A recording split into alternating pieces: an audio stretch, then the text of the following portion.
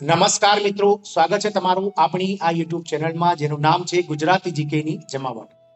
આજના વિડીયોમાં આપણે વાત કરીશું મિત્રો ગુજરાત રાજ્ય સરકાર, રાજ્ય સેવા, પંચાયત સેવા તેમજ વિવિધ જે ગુજરાત સરકારના 26 કરતા વધારે વિભાગો છે તે અને ગુજરાત સરકારના હસ્તગત જે 65 કરતા વધારે જે બોર્ડ નિગમ છે તેમાં કામ કરતા અને સાથે જ રાજ્ય સરકારના આઈસીડીએસ પ્રોજેક્ટ હેઠળ અને આરોગ્ય વિભાગ હેઠળ કામ કરતા આશા વર્કર બહેનો અને આંગણવાડી કાર્યકર બહેનો તમામ જે લાખો જે મહિલા કર્મચારીઓ છે તેમના માટે ગુજરાત સરકારના મહિલા અને બાળ વિકાસ વિભાગ દ્વારા મિત્રો જે છે તે પગાર વધારો સાથે જ મિત્રો વિવિધ જે ભત્તાઓ છે તેના જે બાકી છે એરિયસ વ્યાજ સહિત ચૂકવવાનો જે પરિપત્ર છે તે ગુજરાત રાજ્યના મહિલા અને બાળ વિકાસ વિભાગ દ્વારા બહાર પાડવામાં આવ્યો છે મિત્રો. તો આજના વિડીયોમાં વિગતવાર જાણીશું મિત્રો શું છે મહિલા અને બાળ વિકાસ વિભાગનો આ પરિપત્ર અને જાણીએ કે કયા કયા વિભાગના જે મહિલાઓ છે તેને આનો લાભ મળવા પાત્ર થશે મિત્રો. તો વિડીયોના અંત સુધી આપ બને રહેશો અને જો તમે અમારી ચેનલમાં નવા હોય તો અમારી ચેનલને મિત્રો સબસ્ક્રાઇબ કરીને સાથે જ બેલ આઇકન દબાવી બાજુમાં રહેલું અને મિત્રો ઓલ નોટિફિકેશન ઓન કરી લેજો જેથી કરીને ચેનલ પર મૂકવામાં આવતા વિવિધ ભરતીઓના નોટિફિકેશન, વિવિધ ભરતીઓના પરિણામ સાથે જનરલ નોલેજના લગતા વિડીયોઝ અને સરકારી કર્મચારી પેન્શનર્સ યોજનાઓને લગતા પરિપત્રો તમને સરળતાથી અમારી ચેનલના માધ્યમથી ઉપલબ્ધ થઈ જાય.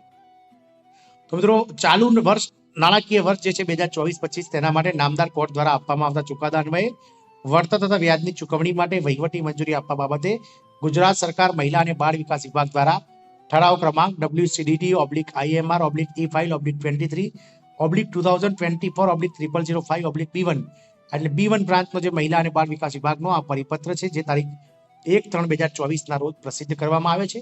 અને મિત્રો આ ઠરાવમાં જે છે તે આ વિભાગ હસ્તકની કચેરીઓમાં ફરજ બજાવતા અધિકારી શ્રી કર્મચારી શ્રીઓને કોર્ટ સંબંધિત બાબતોમાં વળતર અને વ્યાજની ચૂકવણી માટે ₹3.75 કરોડની ચાલુ બાબત તરીકે નીચે દર્શાવેલ બજેટ સદર તેમજ શરતોને આધીન વહીવટી મંજૂરી આપવામાં આવી છે. આ અંગેનો ખર્ચ નીચે દર્શાવેલ બજેટ સદરેથી કરવાનો રહેશે. માંગણી ક્રમાંક 106 રેવન્યુ સદર, મુખ્ય સદર 2236 પોષણ, પેટા મુખ્ય સદર 80 જનરલ, ગૌણ સદર છે 001 ડાયરેક્શન અને એડમિનિસ્ટ્રેશન, પેટા સદર છે 5 નામદાર કોર્ટના ચુકાદા અન્વયે વળતર અને વ્યાજની ચૂકવણી 100% રાજ્યનો ફાળો.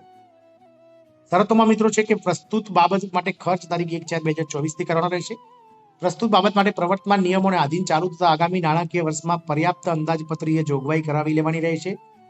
ત્રીજું છે મિત્રો આ અંગેનો ખર્ચ રાજ્ય સરકારના સ્થાયી તેમજ વખત લાગુ પડતા ઠરાવ, પરિપત્રો અને નિયમોની જોગવાઈને મુજબ નિયત પદ્ધતિથી કરવાનું રહેશે. ચોથું છે આ મંજૂરી અંગે કરવાના થતા ખર્ચ અંગે નાણાકીય ઔચિત્યના સિદ્ધાંતોનો અમલ કરવાનો રહેશે.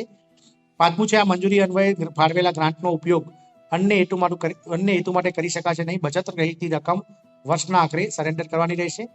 છઠ્ઠું છે પ્રસ્તુત બાબત માટે નિયત કરવામાં આવેલ શરતોનું ચુસ્તપણે પાલન કરવાનું રહેશે. સાતમું છે આઈટી સંબંધિત તમામ બાબતો કામગીરી અંગે સાયન્સ અને ટેકનોલોજી વિભાગની વખતની સૂચનાઓનું ચુસ્તપણે પાલન કરવાનું રહેશે. આઠમું છે પ્રસ્તુત બાબતમાં મોનિટરિંગની યોગ્ય વ્યવસ્થા કરવાની રહેશે. નવમું છે સદર વહીવટી મંજૂરી અન્વયે સતત 3 વર્ષ સુધી ખર્ચ ન થાય તો આ વહીવટી મંજૂરી આપોઆપ રદ ગણાશે. અને 10મું આ વખતની મંજૂરી અન્વયે કરવાનો થતો ખર્ચ સને 2024-25 ના નાણાકીય વર્ષની અંદાજપત્રીય જોગવાઈને આધીન અને નાણાં વિભાગ દ્વારા વખત ફાળવવામાં આવતી ગ્રાન્ટની મર્યાદામાં રાખવાનું રહેશે. અને 11મું છે પ્રવર્તમાન બાબતના નોર્મ્સ અને સહાયકની રકમોમાં જો ફેરફાર થતો હોય કે કેમ તે અંગે રાજ્ય સરકારને આદેશ મેળવી લેવાનો રહેશે. આ મિત્ર મહિલા અને બાળ વિકાસ વિભાગનો આ પરિપત્ર છે જેમાં જે બાકી રહેલા જે કર્મચારીઓ છે જેમણે કોર્ટમાં મિત્રો ચુકાદો આવી ગયો છે તેવા કોર્ટોને સુપ્રીમ કોર્ટના નાણાકીય ચુકાદાના આધારે જે વળતર અને વ્યાજની ચૂકવણી કરવા બાબતનો પરિપત્ર છે. મિત્રો આના કારણે ગુજરાત રાજ્યમાં કામ કરતા લાખો જે કર્મચારીઓ છે, મહિલા કર્મચારી, તેમને ચોક્કસથી ફાયદો થશે, તેમના પગારમાં પણ વળતર મળશે તે આશા સાથે. જય હિન્દ, અસ્તુ.